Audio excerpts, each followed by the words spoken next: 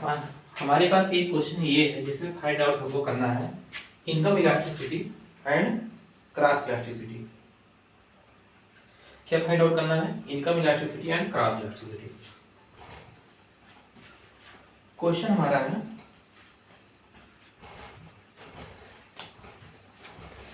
Explain cross elasticity of demand given demand function. ये क्या है? हमारा डिमांड फंक्शन है और इसमें क्या एक्सप्लेन करना है? Cross elasticity of demand. Cross elasticity of demand E X Y क्या होगा and income elasticity of demand find out करना है। तो दो क्वेश्चन इसमें फाइंड आउट करना है जिसमें डिमांड फंक्शन दिया हुआ है और y इक्वल टू दिया है, px इक्वल टू दिया है, py इक्वल टू वैल्यू दिया है। ठीक, और इस क्वेश्चन में हमको फाइंड आउट करना है find the income elasticity of demand and the cross elasticity of demand. तो दो चीजें फाइंड आउट करना है, income elasticity of demand and cross elasticity of demand.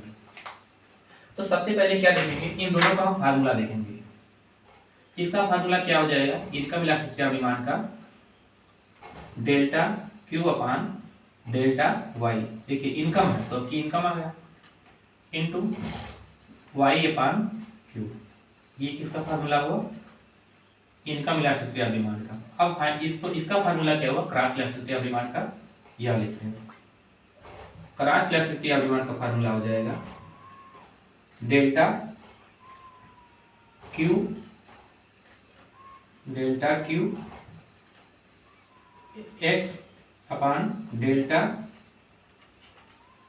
P Y into P Y upon Q x.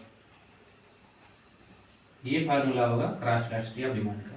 ठीक है, यहाँ x और Y है तो एक्स क्या होगा? यहाँ आएगा, वाई जो है नीचे आएगा।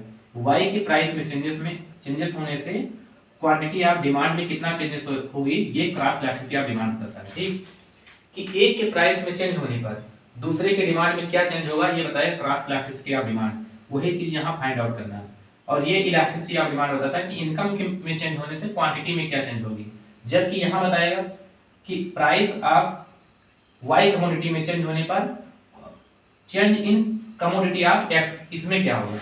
मतलब ये लिखा है P Y into P X, sorry P Y into Q x.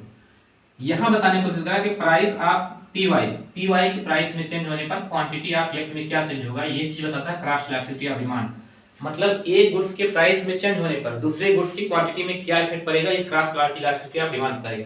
जबकि इलास्टिसिटी ऑफ डिमांड ये बताता है कि इनकम में क्या चेंज होने पर क्वांटिटी में क्या चेंज होगा और प्राइस में क्या चेंज होने पर क्वांटिटी में क्या चेंज होगा, ये सेम कमोडिटी में बताता है, जबकि ये रिलेटिव कमोडिटी में बताता है क्रॉस इलास्टिसिटी। ठीक, अब क्वेश्चन पे आते हैं।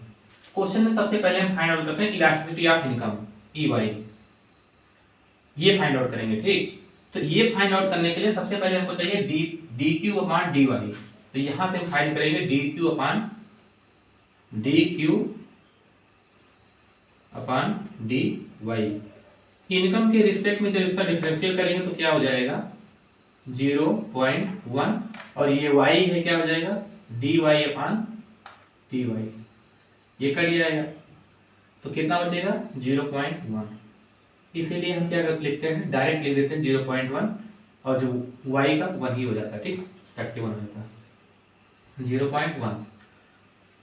अब हमको क्या चाहिए, y भी चाहिए, y बराबर दिया है। अब चाहिए q कितना है, ये q x या q 4। देखिए यहाँ जो क्यू एक्स है, यहाँ क्यू एक्स लिखना जरूरी नहीं, इसके लिए हमको केवल क्यू चाहिए। ठीक, 4850 माइनस 5 पी एक्स की वैल्यू कितना है 200 प्लस 1.5 पी वाई की वैल्यू क्या है, पी वाई की वैल्यू 100 फुट हो गया प्लस 0.1 वाई की वैल्यू क्या है 10,000। अब इसको सॉल्व करेंगे क्या आता है देखते हैं। 4850 ये कितना हो जाएगा 1000। ठीक, सही पुट हुआ है ना, पी एक्स बराबर ठीक, पी वाई बराबर 100, ठीक है, ठीक है, प्लस 150, यहाँ 10 मल्टीप्लाई करेंगे, एक जीरो हट जाएगा, 150 हो जाएगा, ये कितना हो जाएगा, एक जीरो यहाँ से कम हो जाएगा, 1000। यहाँ से हम देखते हैं तो हमारे पास वैल्यू आ जाएगी, देखिए ये और ये माइनस ही हो जाएगा, मतलब ये दोनों को प्लस करेंगे जीरो हो जाएगा, तो ये और ये को ऐड कर देते हैं, कितना हो जाएगा, 0, 8 1 9 10 0 यहाँ से ले 4 1 9 5000 का सही है। लेट मी चेक, 1000 ठीक, 15 ठीक है,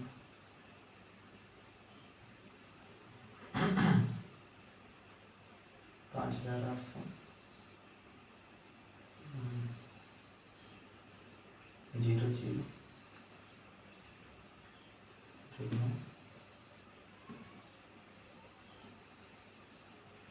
हाँ ठीक है, यहाँ 5-6 हज़ार आ रहा है। देखिए ये ऐसे सॉल्व होगा, मान लीजिए कैलकुलेशन में कोई दिक्कत नहीं है, जहाँ तक हमने देखा, कोई दिक्कत होगी तो आप देखिएगा, कोई दिक्कत होगी सही करिएगा। आंसर क्या है 5000। अब इसका D Q upon D Y का आंसर क्या आया 5000। अब ये जो 5000 है यहाँ पे पुट होगा, यहाँ पे पुट होगा, ठीक है। और D Q upon D Y की वैल्यू क्या है 0.1, वाई बराबर क्या है, वाई बराबर हमारा है 10,000, इसकी वैल्यू यहाँ पे पुट करिए। जब ये वैल्यू हम पूरा उठा के यहाँ पुट करेंगे तो हमारे पास निकल के आ जाएगा, देखिए अब हम क्यू बराबर यहाँ डायरेक्ट लिख देते हैं, यहाँ पे क्यू बराबर कितना आएगा 5000, ठीक। अब इसमें वैल्यू पुट कर देंगे, elasticity of income is equal to D Q upon D Y, D Q upon D Y की वैल्यू क्या है 0.1। देखिए अब ये क्या है D Q upon D Y, direct ही है, इनवर्स नहीं करना पड़ेगा, डायरेक्ट पुट कर दिए। वाई की वैल्यू क्या है 10,000, क्यू की वैल्यू क्या है 5000, वाई की वैल्यू है 5000। इसका मल्टीप्लाई यहाँ करेंगे कितना हो जाएगा, ये हो जाएगा 1000 और कितना हो जाएगा 5000, कट जाएगा, कितना आ जाएगा 0.5। इनकम इलेक्ट्रिसिटी कितना आएगी 0.5 आएगी। अब हम चेक करेंगे, ये है इनकम इलेक्ट्रिसिटी की वैल्यू ई वाई। तो एक क्वेश्चन हम सॉल्व होगा, इसी में 2 क्वेश्चन था, एक क्वेश्चन हमने सॉल्व किया। अब हम फाइंड आउट करेंगे क्रॉस इलेक्ट्रिसिटी, इसकी वैल्यू फाइंड आउट करना है, ठीक है। तो इसकी वैल्यू फाइंड आउट करने के लिए जैसे QX, तो QX हमने प्राप्त किया 5000, इसको लिख लेते हैं यहीं पे QX, ठीक है। ये QX था, यहाँ पर QX नहीं था, लेकिन X को हटाना पड़ा था 5000। PY दिया हुआ है, ठीक है। अब इसकी वैल्यू हमको निकालना है, इसके लिए क्रॉस इलेक्ट्रिसिटी के लिए। तो इनकम इलेक्ट्रिसिटी की वैल्यू निकल गई, एक आंसर हमारा ये हुआ, इसको आप नोट करिए। अब इसको हम रफ कर देते हैं, उसके बाद फिर से निकालते हैं क्रॉस इलेक्ट्रिसिटी। ओह सॉरी, ठीक है।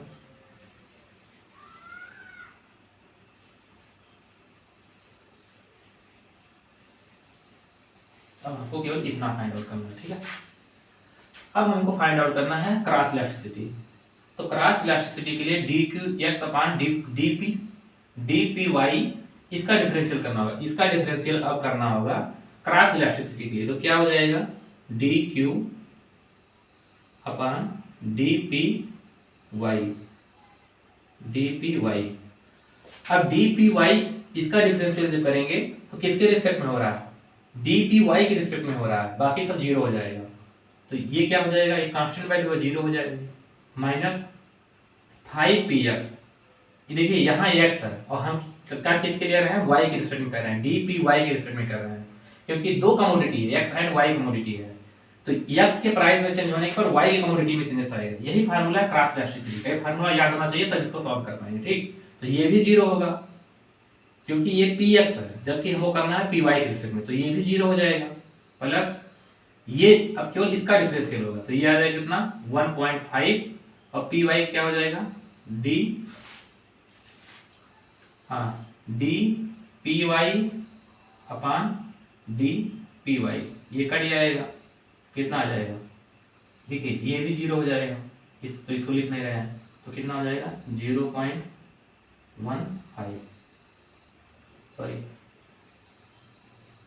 1.5 तो कहने का मतलब इसको हम कट करके दिखाएं कि यहाँ डिफरेंशियल होता कैसे है, बाकी इसको लिखने की जरूरत नहीं, डायरेक्ट हम लिख सकते हैं ऐसे 1.5 प्लस 0, इसको 0 कर सकते हैं, तो ये हो जाएगा D Q X upon D P Y is equal to 1.5, ठीक है। तो इसकी वैल्यू कितना आ गई 1.5। अब इसमें हम पुट करते हैं क्रॉस इलास्टिसिटी के लिए E X Y is equal to, इसकी वैल्यू कितना हो गई 1.5 इंटू पी वाई की वैल्यू कितना है, पी वाई की वैल्यू 100 है, पुट करो, क्यू क्यू एक्स की वैल्यू कितना है 5000, ठीक है। इसका मल्टीप्लाई कर देंगे ऊपर कितना हो जाएगा 150 और ये 5000, यहाँ की वैल्यू कट गई और यहाँ से कट करेंगे, यहाँ आ जाएगा 3, तो 3/100। अब यहाँ पर जब इसको हम मान लो भाग देंगे तो 0.033 करके कुछ आएगा, ठीक है।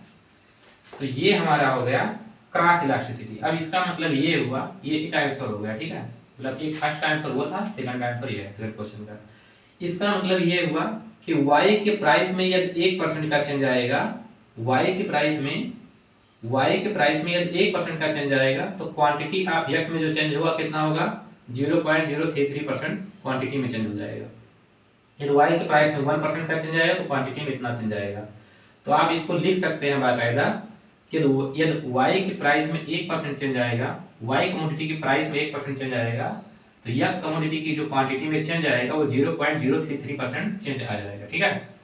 बाकायदा फार्मूला ये था। ये मान लीजिए मैथमेटिकल कोई सॉल्व करने में मिस्टेक हुई तो उसको आप सही कर सकते हैं, वैसे जहां तक मिस्टेक नहीं हुई है, ठीक है, तो इसको आप क्वेश्चन इस तरह सॉल्व करेंगे, ठीक है।